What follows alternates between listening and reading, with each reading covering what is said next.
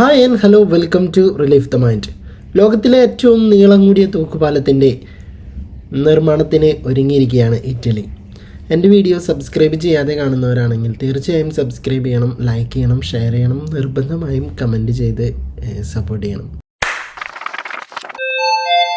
Messina കടലിടുക്കിന് കുറുകെ സിസിലിയുടെ പ്രധാന ഭൂപ്രദേശത്തെയും ബന്ധിപ്പിക്കുന്ന ലോകത്തിലെ ഏറ്റവും നീളം കൂടിയ തൂക്കുപാലത്തിൻ്റെ നിർമ്മാണത്തിന് ഇറ്റലി അംഗീകാരം നൽകി.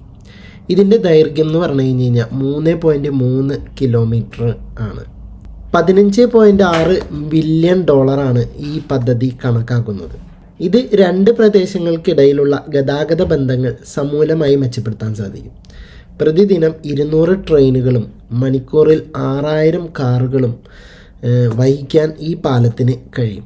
പരിസ്ഥിതിയും സാമൂഹികവുമായ പ്രത്യാഘാതങ്ങൾ കാരണം ഈ സംരംഭം വിമർശനത്തിന് ഏറെ ഇടയാക്കിയിട്ടുണ്ട്. ഇന്ന് ട്രെയിനുകൾ ഫെറി വഴി കടലിടുക്ക് മുറിച്ച് കടക്കുന്നു. യാത്ര ഏകദേശം 30 മിനിറ്റ് എടുക്കുന്നുണ്ട്. ഈ പുതിയ പാലം ഇരു പ്രദേശങ്ങൾക്കുമിടയിൽ തടസ്സമില്ലാത്ത റോഡ് ബന്ധങ്ങൾക്ക് ഏറെ പുരോഗമനം നൽകും. മൾട്ടി ഫങ്ഷണൽ ബ്രിഡ്ജ്, മധ്യത്തിലെ 2 റെയിൽവേ ലൈനുകളും അരികുകളിൽ ഓരോ ദിശയിലും 3 കാർ പാതകളും ഉൾപ്പെടും. പ്രതിദിനം 200 ട്രെയിനുകളും മണിക്കൂറിൽ 6000 കാറുകൾക്കും കടന്നു പോകാൻ ഈ പാലത്തിന് കഴിയുമെന്നാണ് വിദഗ്ധർ പറയുന്നത്. എല്ലാ ആധുനിക എഞ്ചിനീയറിംഗ് പിന്നെ പരിസ്ഥിതി മാനദണ്ഡങ്ങളും കണക്കിലെടുത്തായിരിക്കും നിർമ്മാണം. യൂറോപ്പിലെ ഏറ്റവും ദരിദ്ര പ്രദേശങ്ങളായ സിസിലിയും കലബ്രിയയും ഈ പദ്ധതി പ്രതിവർഷം 1,20,000 തൊഴിലവസരങ്ങൾ സൃഷ്ടിക്കും. ഈ പാലം ഭൂകമ്പങ്ങളെ പ്രതിരോധിക്കും എന്ന് വിദഗ്ധർ അഭിപ്രായപ്പെടുന്നുണ്ട്.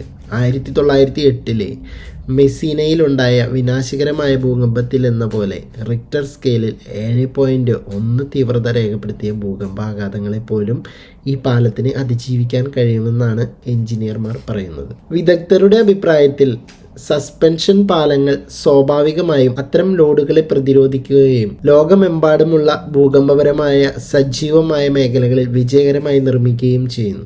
ഉദാഹരണത്തിന് കാലിഫോർണിയ, തുർക്കി, ജപ്പാൻ എന്നിവ എല്ലാ ആധുനിക എഞ്ചിനീയറിംഗ് പാരിസ്ഥിതിക മാനദണ്ഡങ്ങളും കണക്കിലെടുത്തായിരിക്കും ഇതിൻ്റെ നിർമ്മാണം. എത്രയും വേഗം ഈ പാലം നിലവിൽ വരട്ടെ. അടുത്തൊരു വീഡിയോയുമായി വീണ്ടും വരാം.